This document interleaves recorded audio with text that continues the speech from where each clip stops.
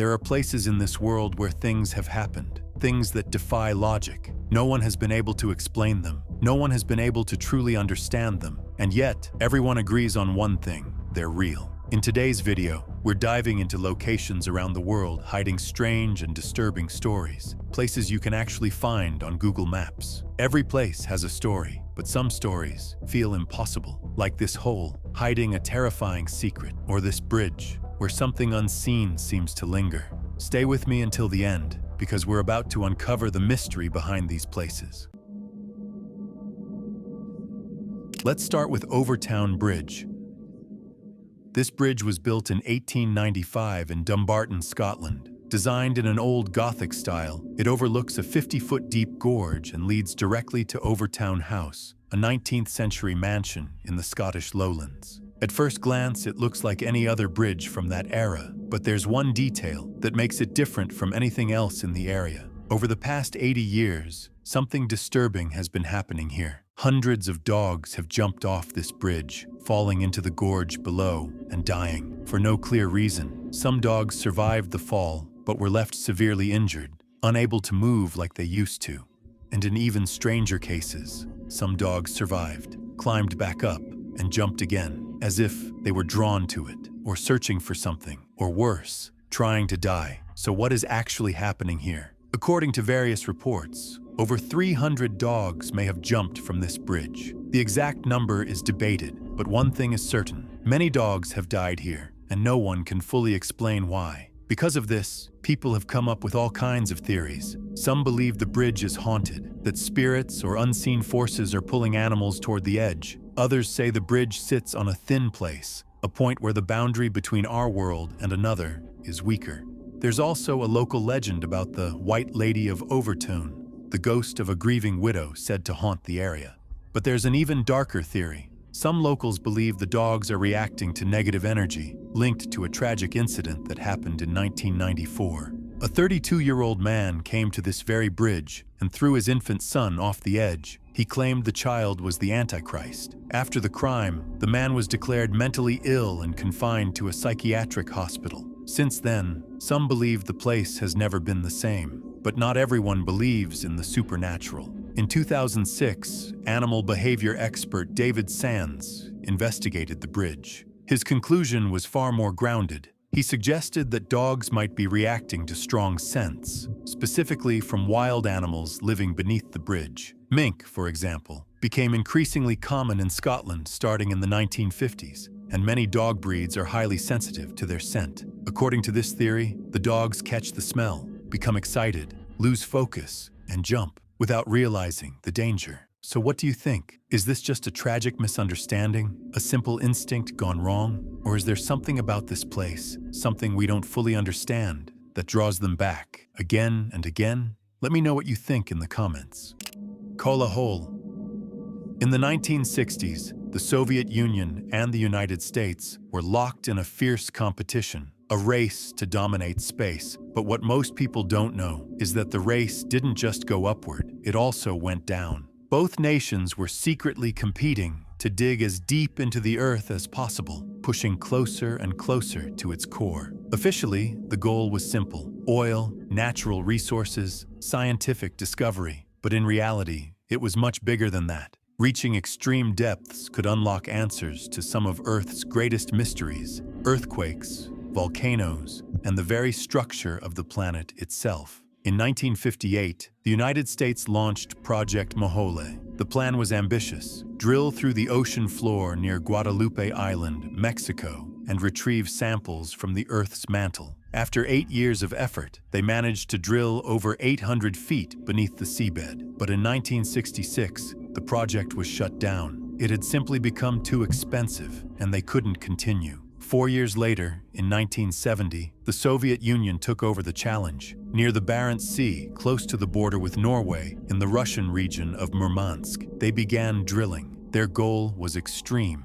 reach depths of up to 9 miles beneath the Earth's surface. And unlike the Americans, they got much closer. This is how the Kola super deep borehole was created, the deepest man-made hole in the world. It reached a staggering depth of over 40,000 feet, around 7.5 miles into the Earth, deeper than the height of Mount Everest, deeper than anything humanity had ever attempted. At first, everything was going according to plan, until it wasn't. As the drill went deeper, scientists encountered something unexpected: the temperature. It was far higher than anyone had predicted. At around 7.5 miles deep, the temperature reached nearly 360 degrees Fahrenheit, far beyond the expected 212 degrees. At that point, continuing was impossible. The heat, the pressure, the density of the rocks, all of it made further drilling unthinkable. In 1992, the project was officially stopped, and by 2005, the hole was sealed forever. But that's not the end of the story, because something else, something far more disturbing, began to spread in the late 1980s. Reports started appearing in Finnish Christian newspapers. They claimed that Soviet scientists had lowered a heat-resistant microphone into the hole,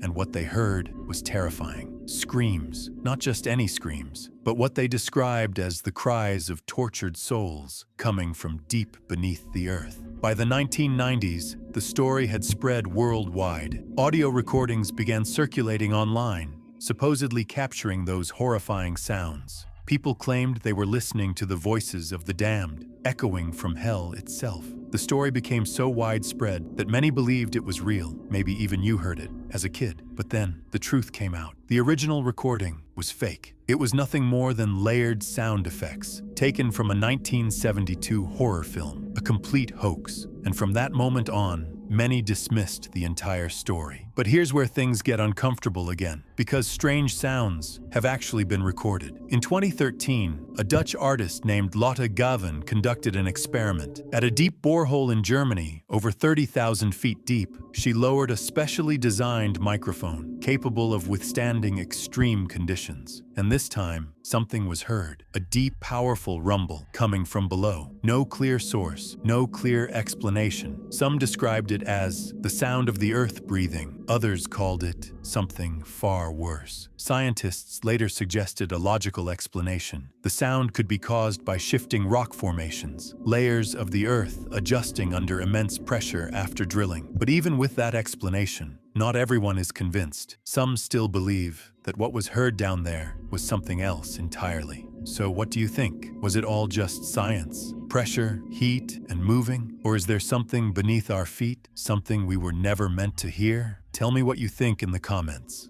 Eagle's Nest. In 1949, a Russian geologist named Vadim Kolpakov made a discovery by accident, something deep in the wilderness of Irkutsk, a massive, unexplained crater, more than 500 feet wide and nearly 140 feet tall. But what made it truly strange was what stood at its center, a smaller mound, about 40 feet high, shaped like a nest, an eagle's nest, white on the inside. Unnatural, almost constructed. The formation would later become known as the Potomsky crater, or as locals called it, the Fire Eagle's Nest. Kolpakov was determined to understand it. He believed it might have been caused by a meteorite, so he decided to climb the mound himself to see what was hidden inside. But the locals tried to stop him. They warned him about the place. They said it was cursed, that something evil lived there, and anyone who entered it would not live for long. Kolpakov ignored them. To him, these were just stories, superstitions,